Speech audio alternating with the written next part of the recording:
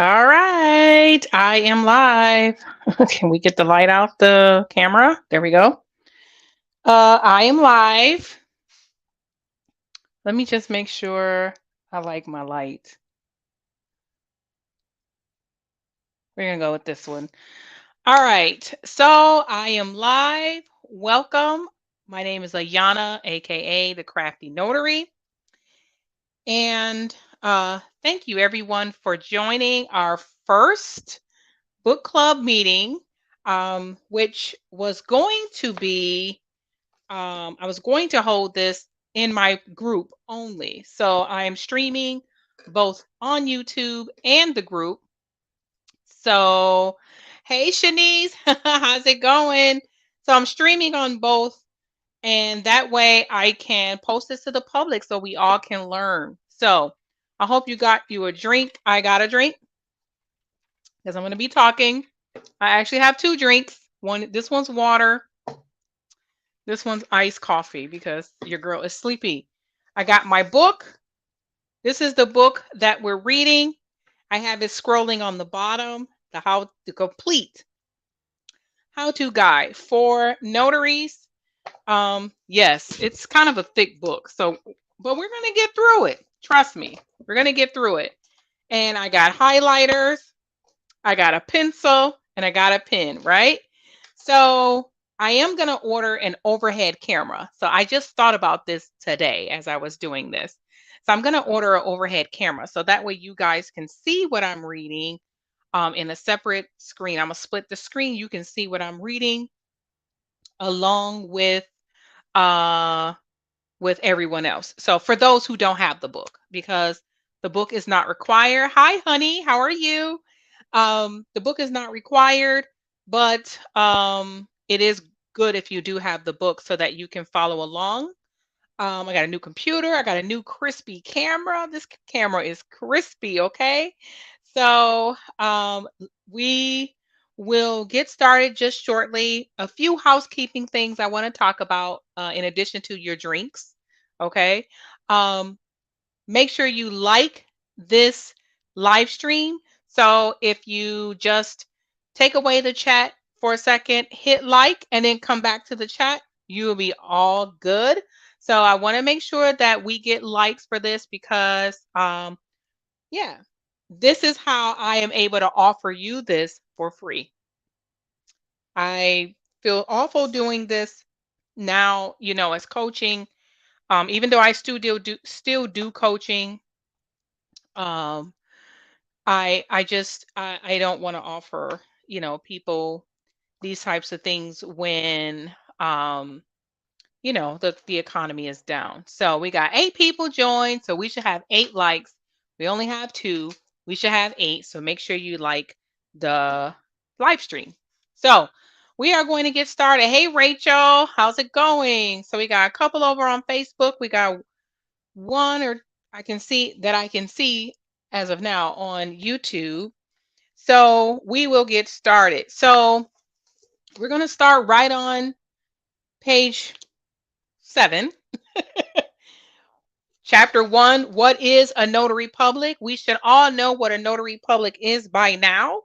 But this book says if you ask the average person to explain what a notary public is, the likely answer will be vague or perhaps even dead wrong. Typical responses might be it's someone who handles real estate papers, or it's someone who legalizes documents. I see that a lot.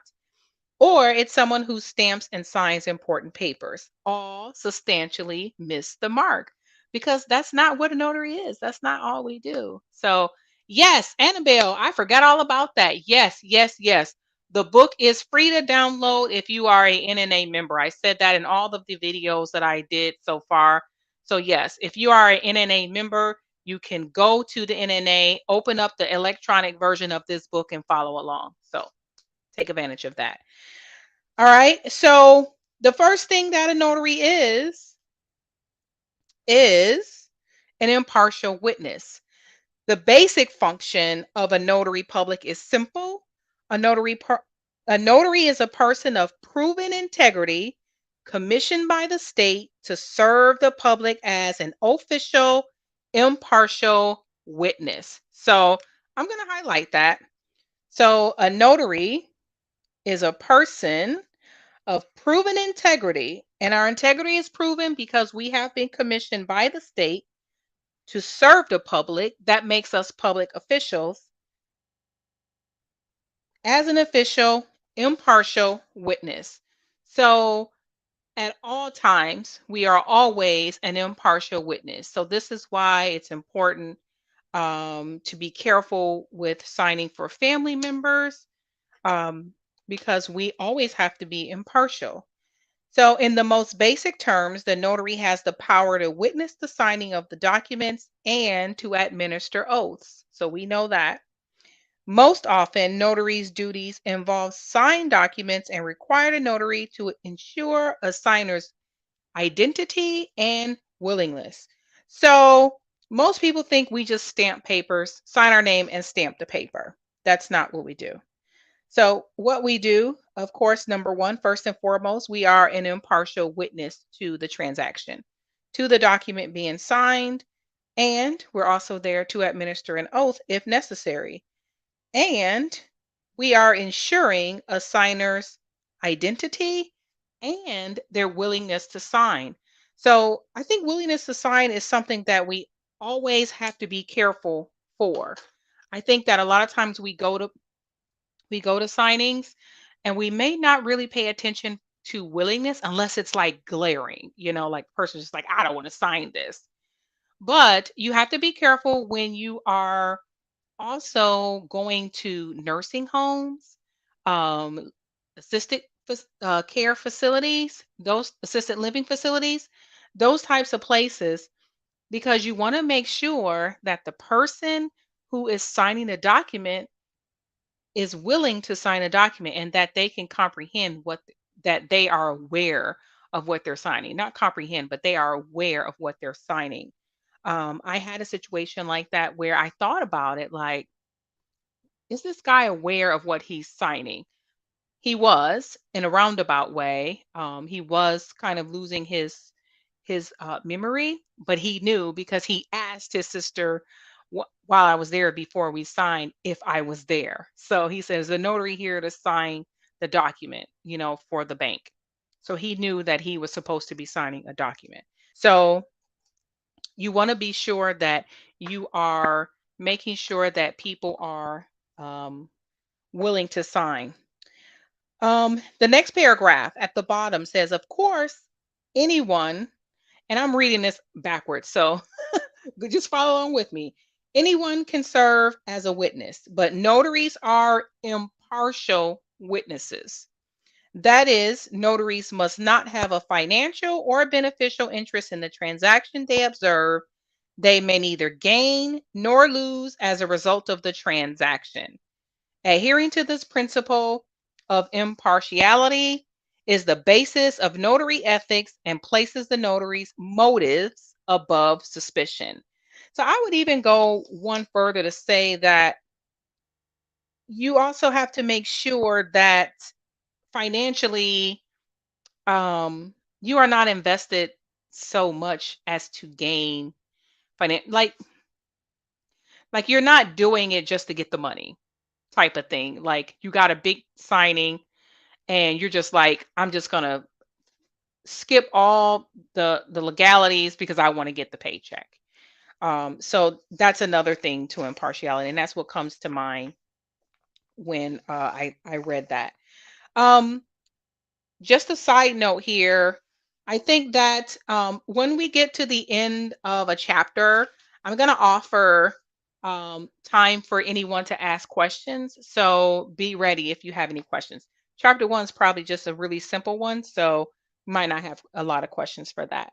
So the next paragraph, we're on page 8, says, in addition, because notaries are state appointed officials, the witnessing acts they can perform are called notary acts or notarizations, which we know that. And they carry the sanction and authority of their state. So the state gives us the authority to perform notarizations. All right. Wow. Okay. So we're on state notary laws vary. While the general principles of notarizations are common throughout the United States, each of the 50 states and the District of Columbia and other U.S. jurisdictions enact their own laws that specifies the duties of notaries. So every law, every state is different. We know this. This is why it's important when you are posting things to Facebook that you always list what state you're in. And I would just refrain from posting stuff to Facebook groups anyway, because you're going to get 9 wrong answers and 1 right answer, and you're not going to know which one is right, which one is wrong, and you're going to be left a little bit more confused. The best thing to do is seek out the answer you're looking for in the materials that are already here. So if you have the notary primer, if you have this book, even if you go to the state website and read the law for yourself, that's a better way to get the answer to what you want. And if it's a loan signing and you just don't know the answer, I would say pick up the phone and call the title company or the signing service, because they'll give you the answer that you need. All right. Hope that doesn't sound weird and creepy through the microphone. All right. So, jumping down, or no, in that same paragraph, from the minimum age for notary applicants. Wait, no. These laws vary from state to state and define the office of the notary public from minimal age to the type of official seal that must be used in performing a notarial act. There are guidelines to how the seal should look in the state of Florida. I will probably, I don't have that readily available now, but there are guidelines. Um, I know it has to be black and it can be either rectangle or a circle. I think that's it, but I can't remember everything else. There's other things to it. Let's see. All right. So notaries must carefully obey the laws of their particular state, regardless of where a document may have been prepared or where it may be filed. So that's a good one when you're, especially when you're doing RON and or loan signings, because sometimes documents come from a different state.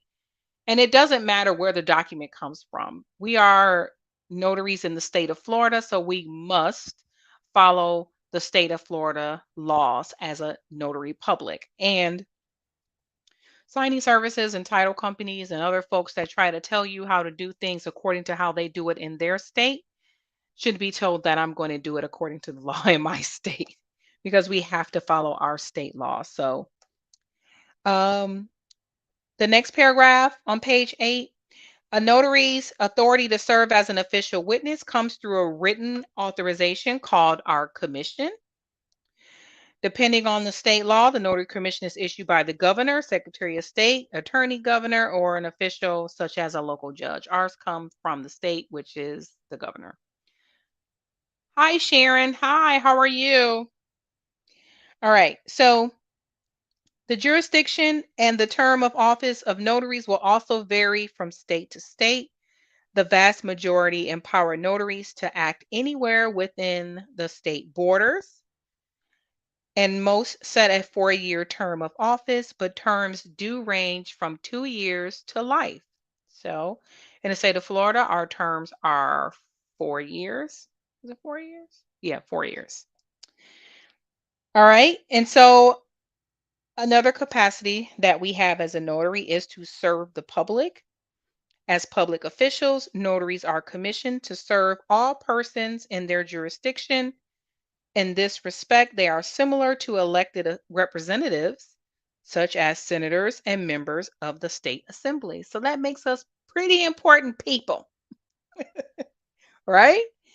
In fact, notaries in some states are elected in the sense that their integrity must be endorsed by legislators, county officials, or registered voters before they can be commissioned. Thank God we don't have that in Florida. Okay. Although notaries are commissioned to serve the public, they owe their primary allegiance to the laws of their respective state. I want to read that again. Although notaries are commissioned to serve the public, we owe our primary allegiance to the law of the state of Florida. So no matter what the public may think or what they may want, our allegiance is to the state law. Thank you. And you're welcome. All right. This allegiance to the law may cause a conflict since the notary is also a private individual with obligations to an employer who may have paid for your commission, customers, and friends and family. And inevitably, in order to adhere to state statutes and good conduct, notaries must sometimes displease employers, customers, friends, or family who request an improper notary act. So the key word here is no, period. No is a complete sentence. And when anyone, not someone, anyone is asking you to perform an improper notary act, the answer is no. That's it. Now, if they need more, which they shouldn't, you can let them know my allegiance is to the state of Florida. It's to the law of the state of Florida. Plain and simple. All right. So um, that includes backdating, um, and any other thing, or signing when they're not in your presence, or notarizing a document that wasn't signed in your presence. um, or that where they don't appear before you, because an acknowledgement can be signed out of your presence, but they still have to appear before you in order to get the notarization. All right. Next page, next subject, page 9. We're on ministerial officials. Notaries are classified as ministerial officials as distinguished from judicial officials. Theoretically, ministerial officials follow simple written rules without having to use judgment or discretion. So the laws and the rules that we follow are black and white. It is not open for interpretation. It's not open for our own judgment. It's black and white. And it's not up to our discretion. That is judicial officials. So we are ministerial. It's black and white. So that's a new term. So ministerial official, and it has nothing to do with ministry or being a minister. It has nothing to do with that. It's the type of official that we are. And a ministerial official, the definition is there, they follow simple and written rules without having to use significant judgment or discretion. And then, in contrast, judicial officials are expected to exercise considerable judgment and discretion in the daily execution of their duties. So, a judicial official would be something like a judge or something of that nature. All right. But what works neatly in theory does not always hold in practice. Notaries constantly must rely on their own resources in the following written rules that are often vague or incomplete and fail to provide guidance on many vital matters. We know that.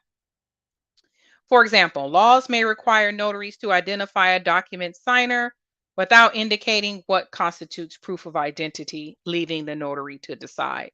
We don't have that problem in Florida. We have a list of acceptable document of identification.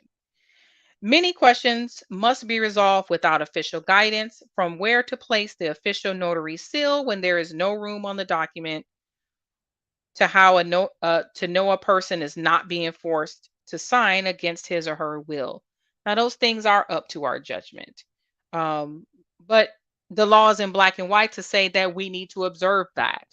But that part is up to our judgment, whether or not we know that someone's being forced, or whether or not we just say, you know what, I'm not going to follow through with this notarization.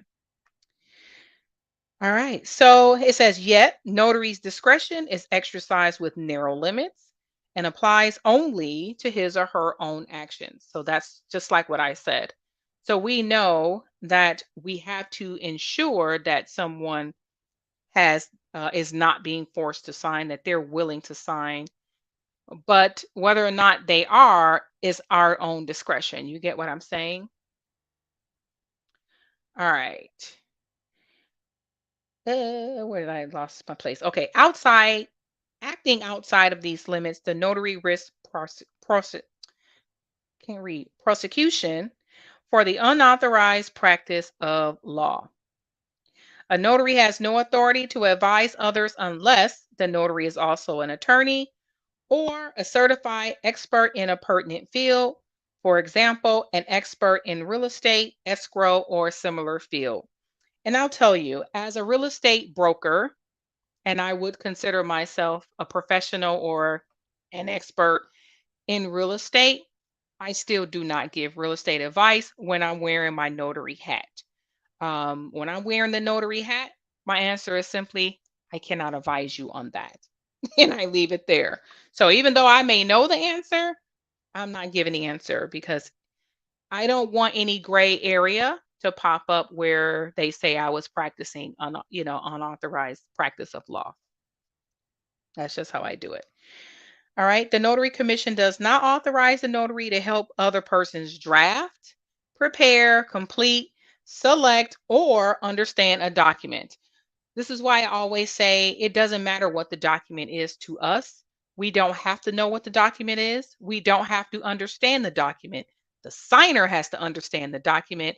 They have to know what it is, and they have to be able to sign it. Yeah, they have to know what it is because they are the ones signing it. We don't have to know what that document is. All we need to know is it filled out and does the name match the ID. Simple. All right. And so, as ministerial officials, notaries may not even determine what type of notary act to perform, since this decision even has important legal ramifications. And so, we've heard this before. It's in all of our training that we cannot choose which loose certificate to attach to a document if the document doesn't have notarial language. We can't say, oh, I think you should take an oath, so I'm going to give you a jurat, or I think you should just acknowledge this. We have to explain what each one is. And if the book doesn't go into that, we will at some point, and you have to let them choose. All right. At the bottom, at the bottom, responsible for individual actions. While notaries have limited authority, their personal financial responsibility for their official acts may be limitless. A notary who performs his or her duties improperly may be subject to a civil lawsuit to recover financial damages caused by error, which means they're hitting your bond. And that's what it says next. Most states require notaries to obtain a surety bond as a guarantee that the public will be protected from any financial loss due to a notary's improper action. The bond will pay claims up to the bond value, but it does not free the notary from financial responsibility. The bonding company wants their money back, just like a bail's bond. They want their money back. And should the claim exceed the bond amount, the notary will also be held responsible to pay the difference. I'm going to take this.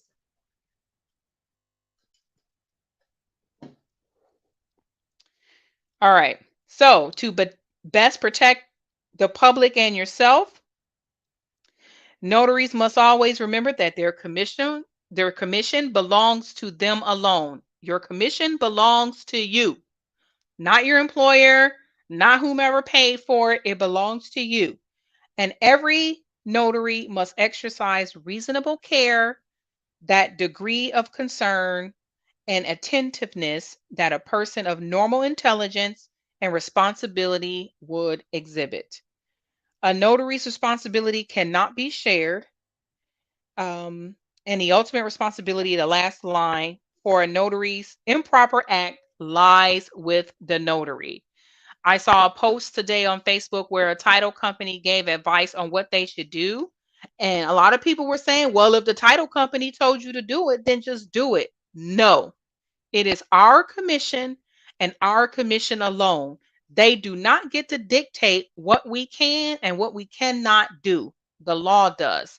So if they're asking you to do something and you know or you feel that it is against what you should be doing and you feel in your intuition that this is not something that you want to do, refuse it and say no. No money is good enough for that. Promise you, no money. That $100 or less. Okay, so let's face it. A little $75, $85 is not worth you being sued for thousands and thousands of dollars personally. It will break you financially. Okay? You don't want it. And people will argue and say, well, just do this and just do that. And that may be all well and good. And you may never get caught and it may never be an issue. But what if it is? That's what integrity is. Integrity is doing the right thing when nobody else is looking. So there, I said it. All right. The last little paragraph on page 10 at the top.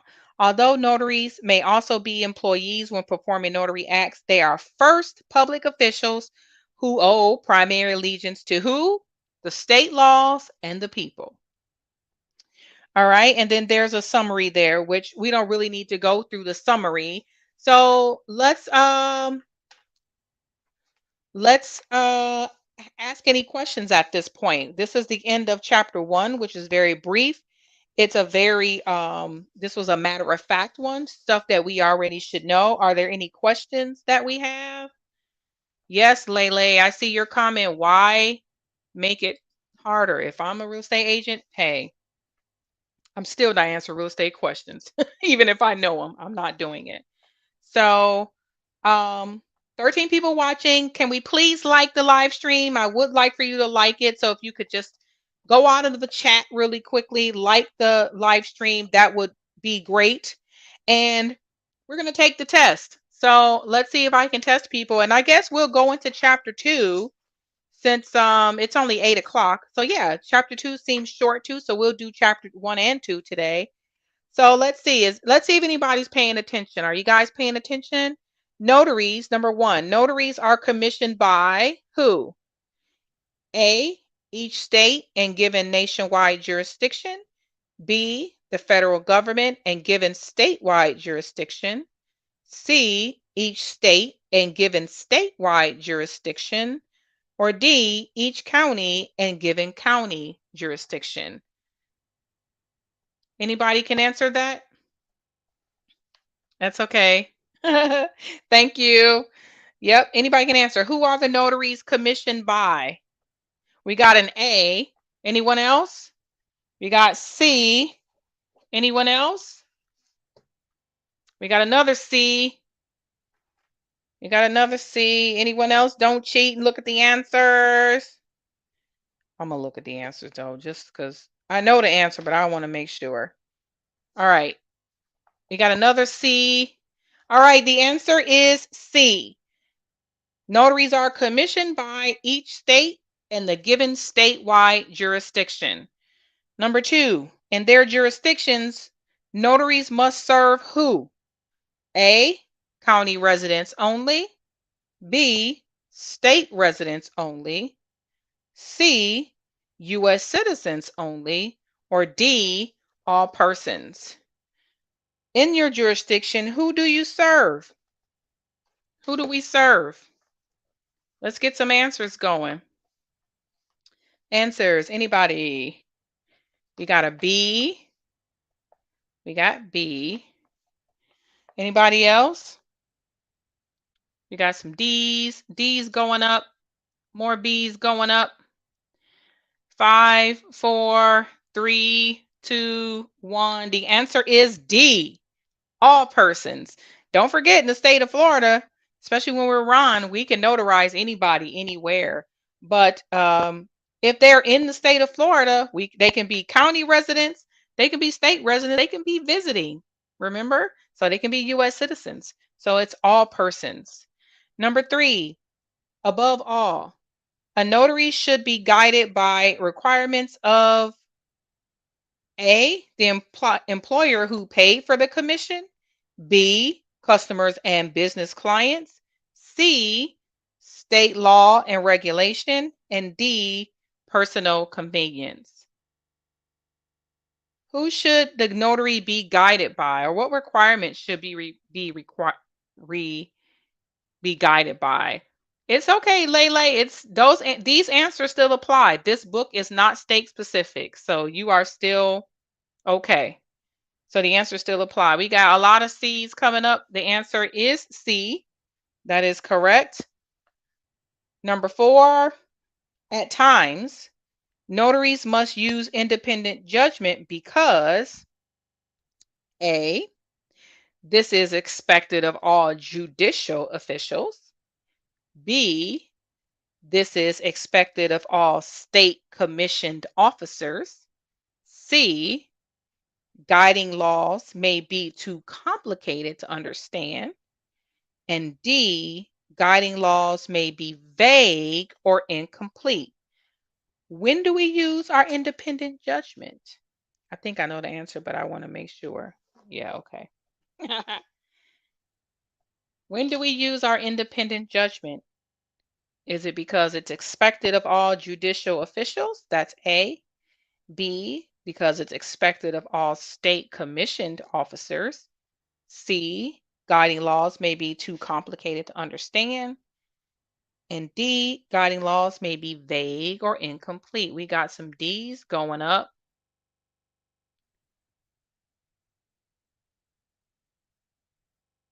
We got some D's.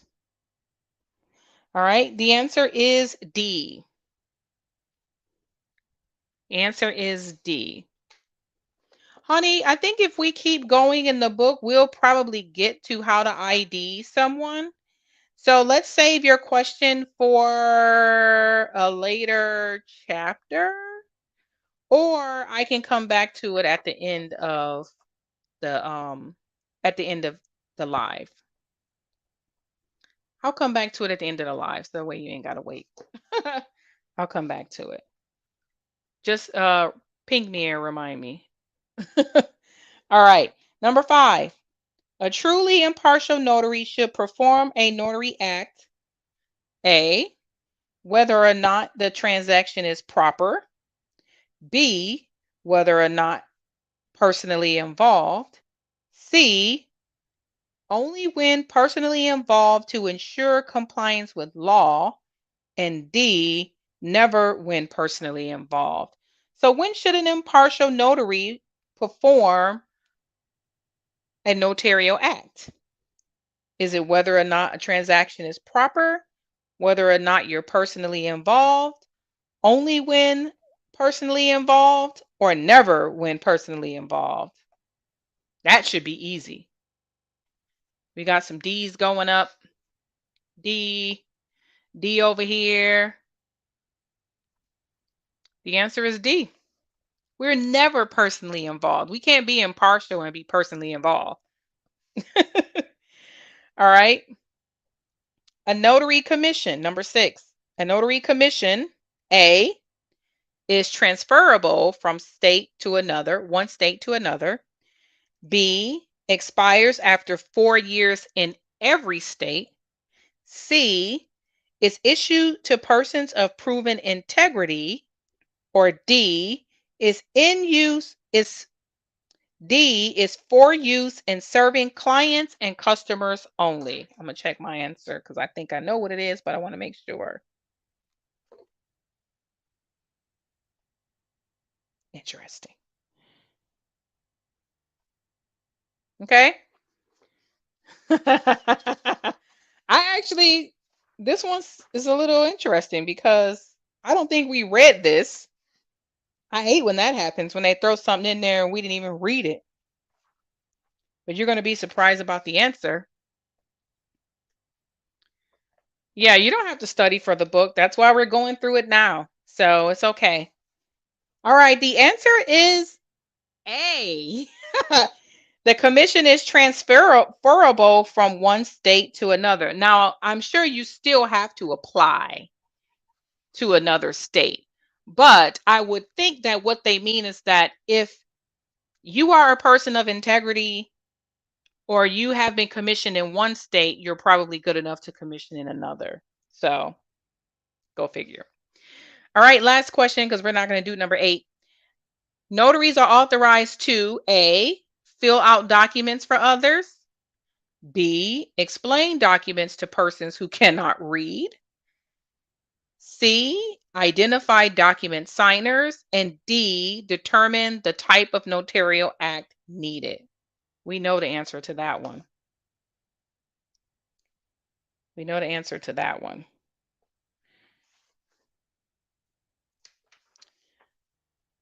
Marco, if it's transferable to all states, but that's just what the book said. So hey, I'm gonna go with it. I'm assuming that, like I said, if you are able to be commissioned in one state, you should be able to be commissioned in another. I'm thinking that's what their point is. Yeah. Unless I read, yeah, no, that's what it says. All right. What we got for number 7? C's, C's, 2D's. The answer is C. We are authorized to identify document signers. So we can't fill out documents. We can't determine the type of notarial act that they need. Remember that? We can't tell them what they need. Their document has to tell us what they need. And if they don't have it on their document, we need to ask them what they need, explain to them the different kinds of what they need, and then let them choose what they need. All right. So we're going to move on. We're going to go to chapter 2. This is how the book looks for some of those who don't know. If you are a member of the NNA, you can. If you're a member of the NNA, you can. What am I trying to say? You can access a digital copy of this book. So you just go to their website, log in, and it's somewhere under, maybe under benefits or something like that. Handbooks, it's there. So yeah, you do have a digital copy of this book, or you can just buy it from the NNA. All right, so now we're going to the next one, and we're going to define notarization. All right.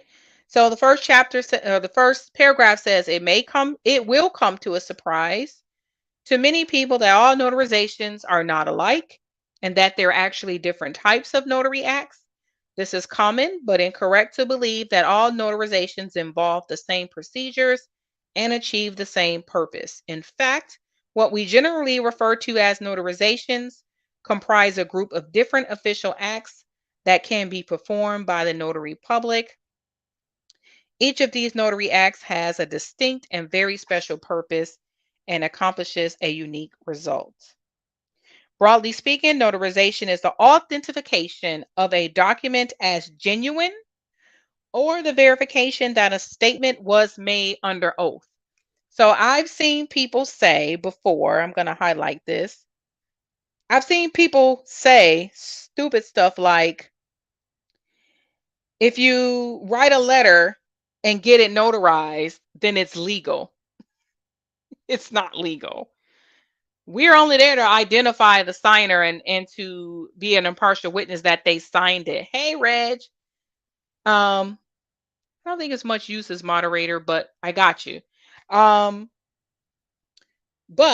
a notarization is, in fact, an authentication of a document as genuine or a verification that the statement was made under oath.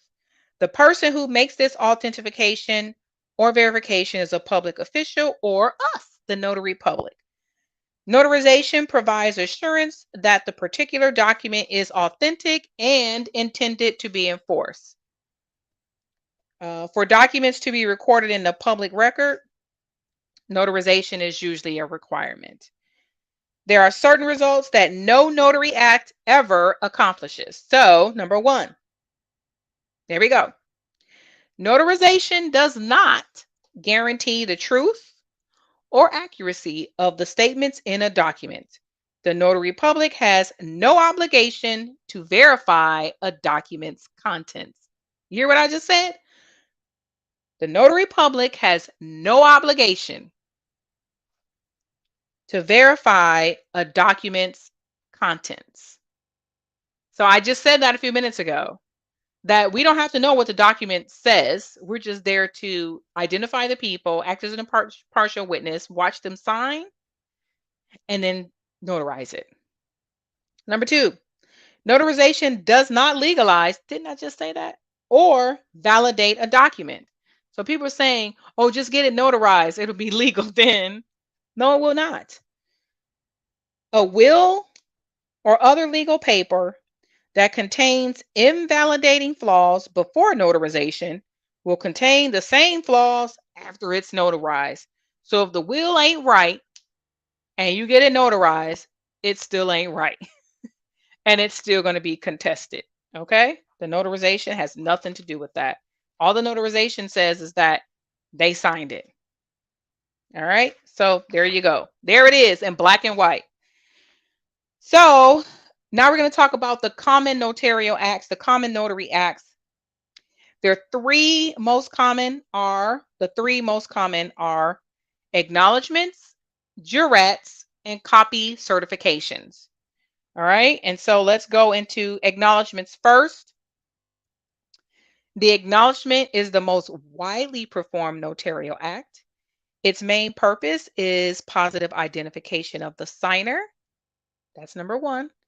To verify that the person named in the document is, in fact, the person who signed it.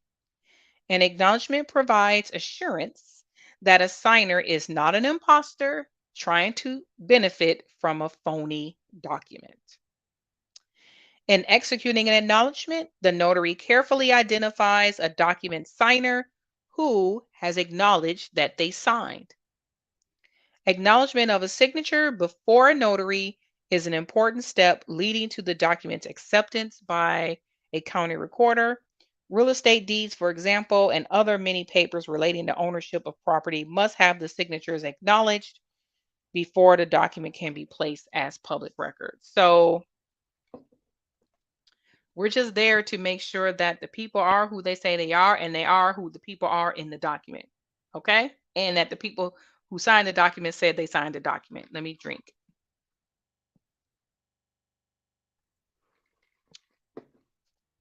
I made it too sweet, but it's okay. All right. Next, a jurat. A jurat is also called verifications upon oath or affirmation. Compelling a document signer to be truthful is the main purpose of the Notary Act called the jurat. It's also known as verification upon oath or affirmation. The notary's function in executing a jurat is to appeal to the signer's conscience. So when you ask them to raise their right hand, which they don't technically have to do, but when you ask them, you're asking them to perform an action because you're trying to appeal to their conscience that they will be telling the truth. Even though people get on the stand and still not tell the truth. And you want to initiate a process that could result in criminal conviction for perjury if they're lying. So if when I'm on a Ron call and I'm doing a jurat, I have them raise their right hand for the camera. When I'm in person and I do a jurat, I have them raise their right hand. Now I will tell you, it was weird to start asking people to raise their right hand, but I do. I just say it and I get it over with. All right. In executing a jurat, the notary must watch the person sign the document. Then have the signer make either a solemn oral promise of truthfulness to a supreme being, called an oath, or promise on your own honor, which is an affirmation. The oath and affirmation have the same legal effect. Jurats are common with documents that may be used as evidence in court proceedings, such as depositions and affidavits. So that should tell you right there that you don't want to play around with those kinds of documents because they can be subpoenaed. Subpoena. You know the stupid word. Oath and affirmations also may be executed without reference to a document. For example, an oath of office can be given to a public official. In this case, the oath or affirmation is a notarial act in its own right. So someone could call you and say, could you come to my office and provide an oath for this public official? And you can say yes for a travel fee of whatever. And there is no document involved. You may not have to stamp anything. It should still be recorded in your journal, but you would just give the oath, an affirmation to that person. Uh, Notaries administer oath and affirmations for jurats in connection with the documents. So could be either or. All right. The last common one is the copy certification. Certifying that a photocopy of a document is a complete and true reproduction of the original is the purpose of the Notary Act called copy certification.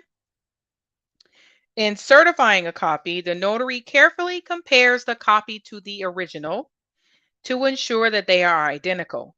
Many states, however, either do not allow notaries to perform copy certifications or put restrictions on this type of notarization. So in the state of Florida, we can perform copy certifications. And contrary to popular belief, the Florida Primer says that although we should make the copies, it is not required. But it is required that we carefully compare the copy to the original. Let's see. Some documents should never be copy certified, including certain U.S. Citizenship and immigration documents, vital records such as births, death, and marriage certificates, recordable documents as deeds. You can do a copy certification of a passport, though, and you have to make sure that they have the original. I know you can do it on Ron. I don't know if you could do this in person, but I know on Ron for sure. We'll go. That's another topic. All right. In addition to acknowledgments, jurats, and copy certifications, there are less common notary acts that notaries can perform. These include proof of execution from a subscribing witness, protesting non-payment of negotiable instruments on behalf of a payee, taking depositions, witnessing events, and in Maine, South Carolina, Florida, and Nevada, perform marriages. We can get people married. All right. Reggie, you don't have to transcribe. That's okay. You don't have to do all of that. Folks should be taking notes, okay? So I don't want you to have to catch what I'm saying just for your own self. So you don't have to do that because then I might miss a question too. All right. So determining the Notary Act. Good for you. Often the request for notarization comes without sufficient instructions. The notary may be handed a document and simply told, I need this notarized. We've had that happen before. But without additional instructions from the signer or some indication on the document as to the type of notarization required, the notary does not have enough information to proceed with the request. As ministerial officials, and we talked about that earlier, not a minister, not related to the church. We are ministerial officials, meaning that we don't use our own judgment or discretion. We follow the law. So as ministerial officials who follow but cannot issue instructions, non-attorney notaries do not have the authorization to determine the type of notary act that is needed in a given instance. This is a legal decision. So if you do this, it is called unauthorized practice of law. It's beyond our scope of expertise and would be considered unauthorized practice of law and a criminal offense. Even though the notary may have years of experience and maybe certain of the type of notarial act they need to execute, the notary may never make this decision. Instead, notaries must be instructed by the signer as to what type of notary act, all of a sudden I'm getting tongue-tied, to perform before they can know how to proceed with the notarization. In many cases, the decision will already have been made and the document will indicate the type of notarization through notary wording that's on the document. If the document lacks the wording, it is the signer's responsibility to find out what notarization is appropriate by checking with the person or the agency that prepared the document or who will receive it. It is never the role of the notary to decide what type of notary act is needed, unless, of course, the notary is an attorney, and I'm not an attorney. From the signer's perspective, it might seem unreasonable for a notary to refer to some master list to determine the type of notarization needed. Unfortunately, there is no definitive list to indicate the form of notarization required for every document type. The infinite variety of documents in use makes such a list virtually impossible to compile and update. So, the way that I describe, or the way that I describe what notarial act they may need is really simple. So, if you go back one page to page 18 to acknowledgement, I say, Mr. and Mrs. Signer, your document doesn't have the correct notarial language, which tells me what type of act I will be completing for you today. But I'm going to describe the two most common acts for you, and then you tell me which act you would prefer. Now, if it's a copy certification, they're going to say they need a copy certification. They're going to know that.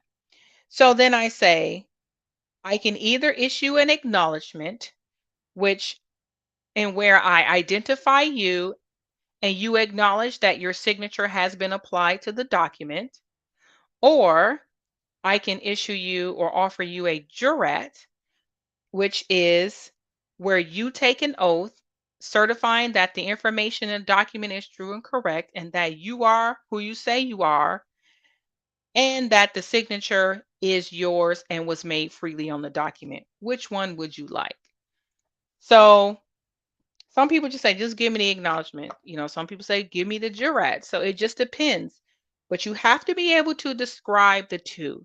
So I would say, especially if you're doing Ron, um, for loan signings, most of the time it's on the document. But if you're doing general notary work in Ron, I would say get you a couple of cards like these. Get you some cards and write on one side what acknowledgement is, on the other side what a jurat is, and put it in your bag. And yeah, put it in your little case. So that's what I do. I actually have the oath on this thing. I've written on it, scribbled on it, trying to get my pen to write. But I put it in here, and then you can just carry it with you. And if they don't know what they want or what they need, you can pull that out and just read it. That way you never get it wrong. Never be embarrassed to do that either. All right. So let's see. We're going to finish two today for sure because I only want to go about an hour, but I'm willing to go over a little bit. And so we're going to finish two. All right. So the next, we're on page 20 under fundamentals of notarization. In general, every notarization has 5 actions: the signer's personal appearance, identification of the signer, willingness and awareness, screening for willingness and awareness, recording the act in your journal, and then completing the notary certificate.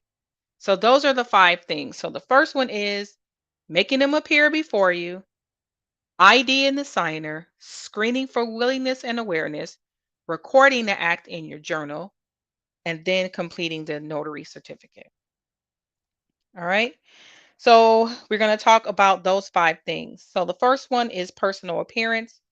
It's mandatory that every notarization has the signer appear in person.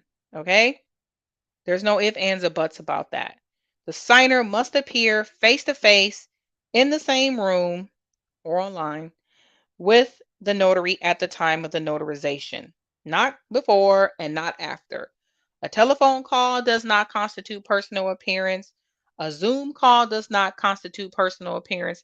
FaceTime does not constitute personal appearance. So they have to be face to face with you in the room or online using an approved RON platform. However, in a few states that recently passed electronic, okay, so we got that. They can appear via webcam, but it has to be on an approved platform in the state of Florida. Some states were allowing temporary use of using Zoom or FaceTime without that being recorded. We cannot do that in Florida. It is illegal. Our RON sessions have to be recorded, held in a repository for up to 7 to 10 years or something like that. So that is why it has to be an approved RON platform. All right. Personal appearance is the only way A notary can assure positive ID of the signer and verify that they are signing the document willingly. All right. Number two, identification. Identification of the document signer assures that the person appearing before the notary is who he or she claims to be. Positive identification means having no doubts about their identity. You can identify a signer either through his or her own personal knowledge of the signer. So if I know you and I know for a fact you are who you say you are, identification documents, or a sworn word of a credible witness. So that witness has to know who you are, and then they're going to swear before me or before you that they know who you are and you are who you say you are. All right, with acknowledgments, identification of the signer by the notary is most critical and almost always a requirement of law, but is always prudent practice with other notarial acts, even if not mandated by law. So, no matter what, you should be identifying the people. All right, next one is willingness and awareness. Screening for willingness makes sure the document is not being, the signer, document signer, is not being forced into signing a document against his or her will, right? So we need to be confident that nobody is coercing them or intimidating them to sign. This is especially important, like I said, with the elderly. I've heard of situations where elderly homeowners have their children kind of forcing them or intimidating them to refinance their house. So you want to make sure that you are looking and listening for all the clues, to certain things. And if you feel uncomfortable or you feel as if they are not signing willingly, you can stop the signing right then and there and walk out the door.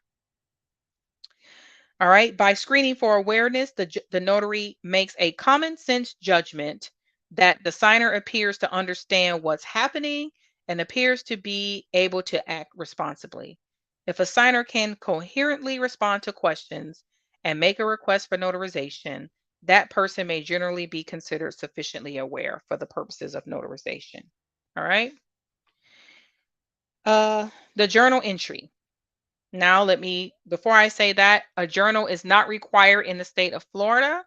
However, having a journal is best practice and it will save your ass in a legal situation.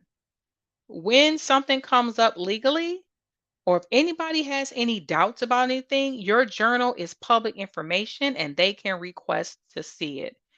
Things that they glean from the journal could be whether or not you whether or not you only take certain type of notarial acts, whether or not you refuse certain people or a demographic of people, which I don't know how they would do that, but they probably could look up the name and do that. So I would say keep a journal um, because it would be better for you than not. Okay. I heard somebody today was like, it's not mandatory. It's not. But, you know, having written documentation is better than having none. So there you, I said it. All right. The journal entry is a detailed description of the act preserved in a bound book. It's a valuable public record and provides evidence that the notarization occurred. This record can be vital in the event the notarized document is lost, stolen, or challenged. And that's another whole ball of worms.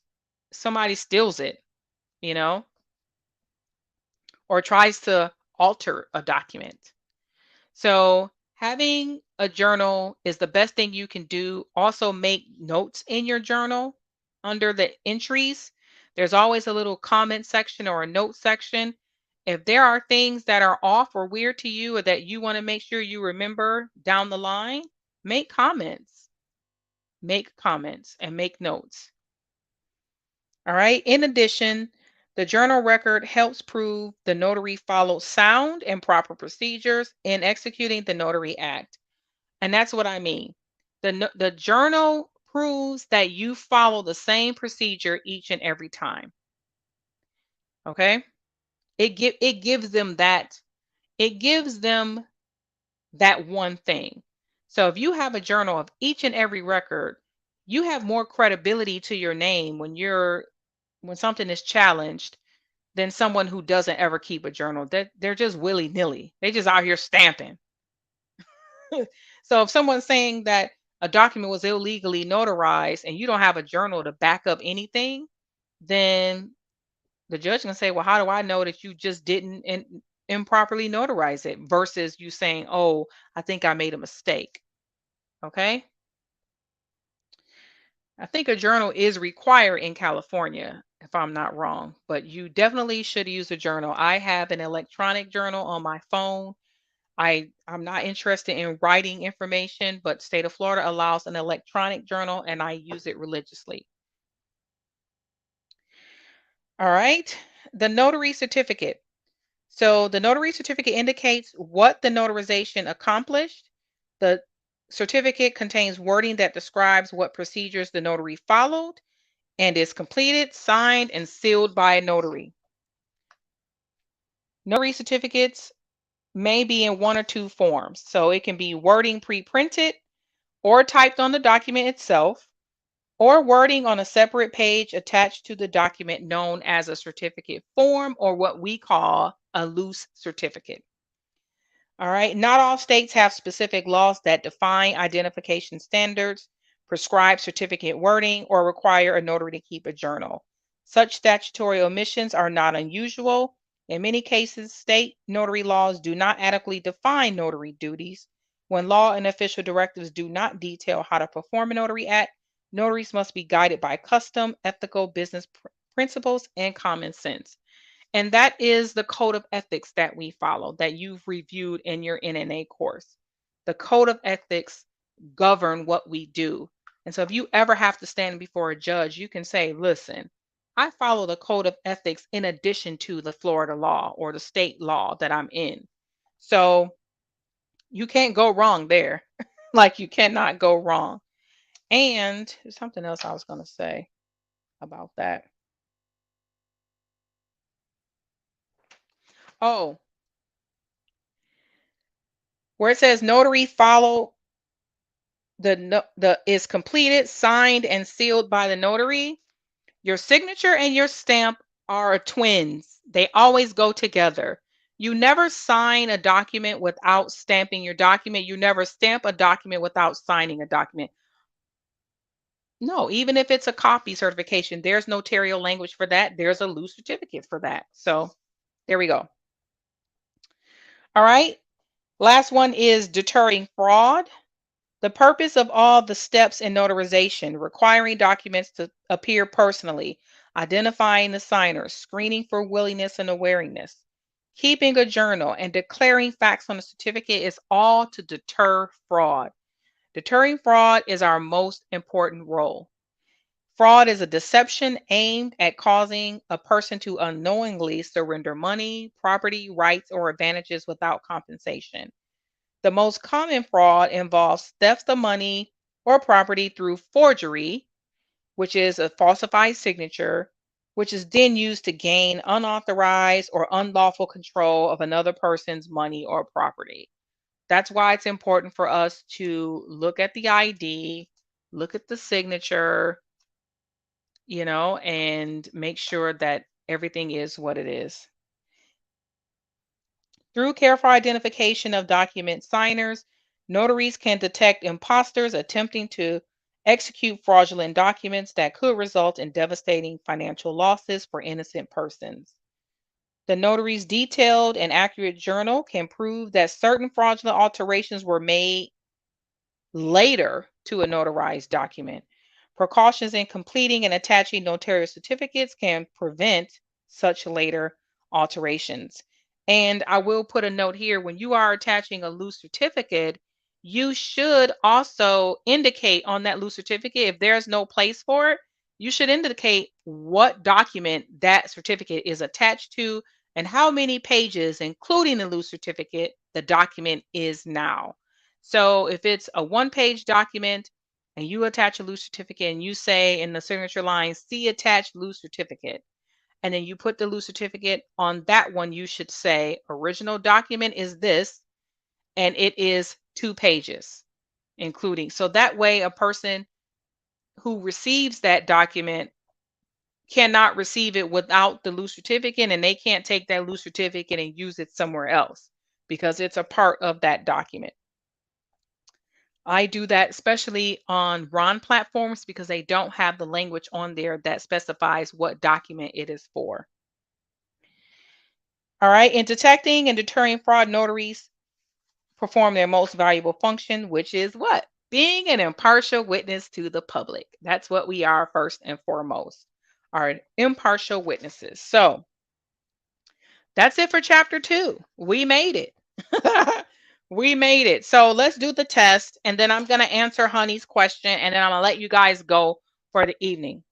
All right. So number 1, the act of notarization, A, guarantees the truth of statements in a document. B, assures that a document's signature is authentic. C, guarantees the legality of a document. Or D, provides positive proof that a signer is honest. What is the act of notarization? Is it A, guaranteeing the truth of the statements in the documents? B, assuring that the document signature is authentic? C, guaranteeing the legality of a document. We know it's not that because it doesn't make a document legal. And then D, provides positive proof that the signer is honest. And I don't know how the hell we would know that, that they were honest. What do we got? Any answers? We got some B's. We got some B's. Yep, B's. We got 1 D. 5, 4, 3, 2, B. The answer is B. It assures that a document is authentic. Remember, we're making sure the document is, we're authenticating a document. We can't guarantee that the document is truthful because we don't care. We don't know. The signer has to guarantee that. And we can't guarantee the legality of a document because notarization doesn't make a document legal. And then we can't provide positive proof that the signer is honest because they could still be lying and could be held liable for perjury if they are lying. So all we can do is put them under oath. So the answer is B. Number 2, a notarial certificate, A, always comes with the document presented for notarization. B, is completed by the signer before signing the, is completed by the signer before signing by the notary. C, is completed by the notary before the document is signed. Or D, indicates what the notarization accomplished. So what does a notarial certificate do? I know the answer to this one. I'm just, I like to make sure. In this case, don't throw me no curveballs. All right. So what does a notarial certificate do? Does it always come with the document presented for notarization? Is it completed by the signer before signing by the notary? Is it completed by the notary before the document is signed? Or does it indicate what the notarization accomplishes? Well, we got a mishmash of answers this time. C, D, B. Anyone else? The answer on this one is D. It indicates what the notarization will accomplish. It's either going to accomplish an acknowledgement, or it's going to accomplish a copy certification, or it's going to accomplish a jurat, an oath, an affirmation. And in Florida, it's going to accomplish solemnization of a marriage. All right, number 3, the main purpose of acknowledgement before a notary is to A, positively identify a document signer. B, appeal to the conscience of a document signer. C, subject a document signer to criminal penalties for falsehood. Or D, point out and record flaws in a legal document. What does an acknowledgement do? What's the main purpose of an acknowledgement? Is it to identify document signer positively? Is it to appeal to the conscience? Is it to subject the signer to criminal penalties? Or to point out and record flaws in the document, in a legal document? We got one answer here. Anyone else? Anyone else? Going once, going twice. The way my face looks on there is hilarious. All right. The answer to this one is A, positively identify the document. Oh man, sorry, Rachel, I didn't see that. It didn't come up fast enough. The answer is A, positively identify document signer. Sorry, I didn't see it fast enough. All right. The next one, number 4, an affirmation is A spoken promise of truthfulness to a supreme being. B is always made in relation to a jurat. C is the notary certification of positive identification. Or D is a pledge on one's honor. What is an affirmation?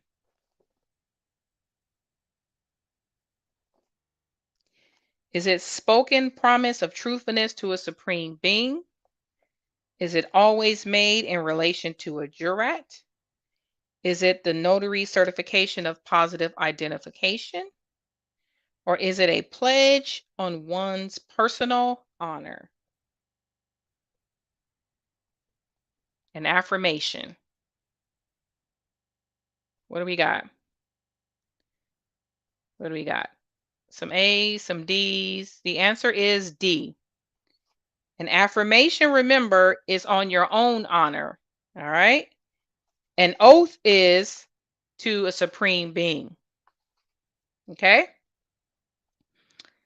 All right. Number 5, it is proper for a notary to A, decide what type of act to perform.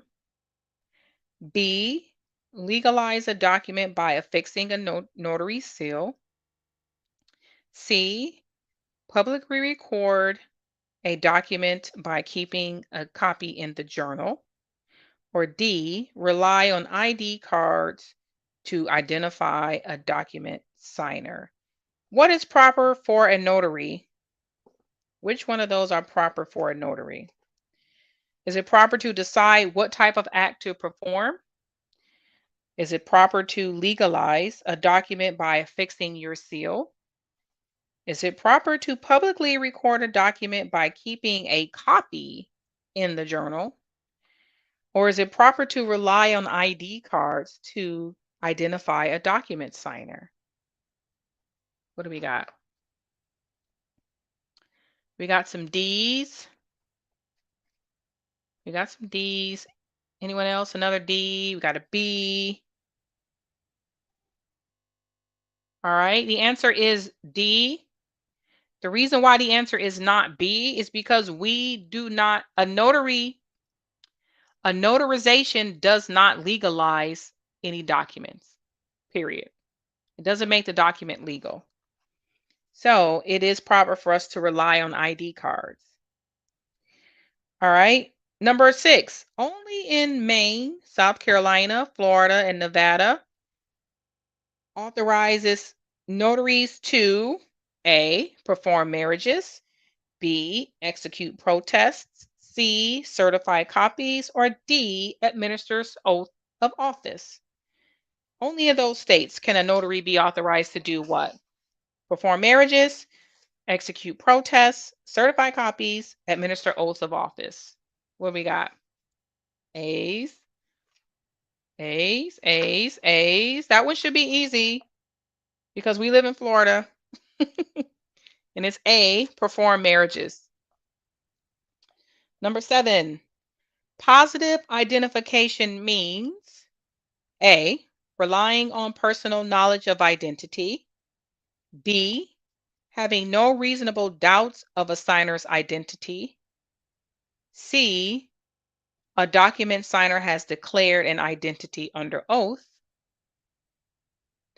And D, a notary has acknowledged the signer's identity under oath. So what is positive identification? Let me read it again. A, relying on a person's knowledge relying on personal knowledge of identity. B, having no reasonable doubts about a signer's identity. C, a document signer declared an identity under oath. Or D, a notary has acknowledged the signer's identity under oath. Which one is it? I think I know what it is, and I am correct. So we got some A's, we got a B. I don't know if that A was for this one or the last one. I think those A's was for that one because of the timestamp. So we got some B's. I see B's coming in. I see one D. The answer for this one is B. Remember, when we positively identify them, we have no doubt that they are who they say they are based on the identification that they have provided to us, or based on personal knowledge, or based on credible witnesses who are under oath stating that they are. So that's the answer to number 7. Last one. If a notarization document is lost, A, the notary journal gives evidence the transaction occurred. B, the notary certificate gives evidence the transaction occurred. C, a copy will always be on file with the public recorder. Or D, a protest of loss can be filed by notaries in many states. What happens if a document is lost?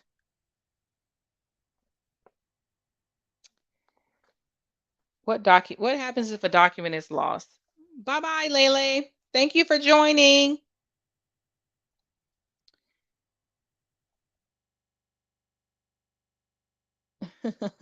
Yeah. Download the book and rewatch it, and we'll be back for another session. So stay tuned. So the answer is A, the notary journal gives evidence that the transaction occurred. All right.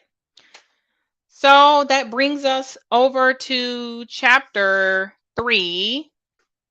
And we're going to stop here. We're going to put a placeholder here. All right. And so are there any questions about today's session? Any questions? How are we feeling? How are we feeling today?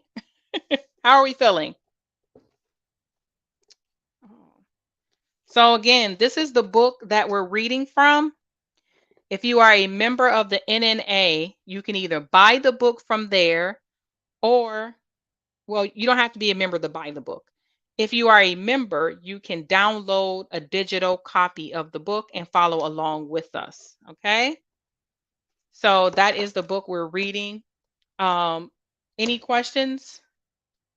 Thank you. So I'm going to go back up to Honey's question, and we're going to answer her question. Let me find it. Here it is. How do we verify out-of-state IDs or foreign IDs? I only know how Florida IDs are supposed to look. In some states, official IDs look like play IDs. There's no way for us to know if I guess there is a way for us to know if an ID looks fake. Typically, if folks are from out of the country, they have like a passport or something like that. If it just doesn't look real, then it doesn't look real. If they have an ID card, like a driver's license from Mexico or Canada or something like that, if it doesn't look real, then it doesn't look real. And we reserve the right to say, I'm not going to perform the notarization.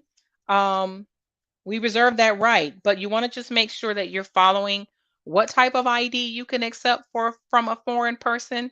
And that is also defined in our notary primer. So you want to make sure that we know what it is. But I don't think there's any way for us to really know at the end of the day. Like, we're not detectives, but the sucker looks really sketch, then I probably just wouldn't do the notarization anyway.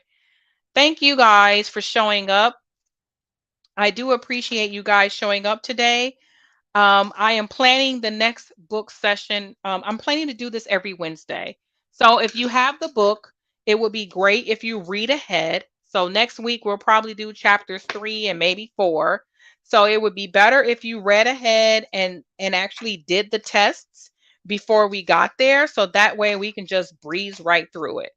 Um, and maybe next time I'll ask who did the test and I'll just read the question, and those who did the test can just post their answers. So we'll try to do two sections a week until we're finished. Um, yeah, why not? Do 2 sections a week until we're finished. And shouldn't be that long. We should get through it. I'm trying to look at the pages and see, like, where are we? We're on page, we went to 29. So yeah. So we're going to start with the essential steps. So yeah, like we should be able to get through it and cover everything that was here. Yes, you can also do that. Yep, that has other states' IDs as well. But she meant like out of country IDs, Diana, like not state IDs, but like country ones. Like I looked at one from Iran, like but most of the time when you're doing out of country, oh no, that's not true either. They could be here in Florida. They can be here in your state.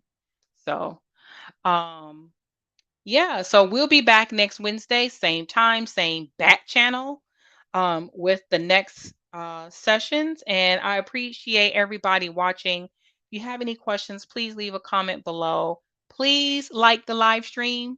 We only got 3 likes, and we need more than 3 likes. So it says, yeah, we need more than 3 likes. So come on now, like the live stream so that it benefits all of us and allows me to keep bringing this information to you in this format instead of charging for courses, on my website.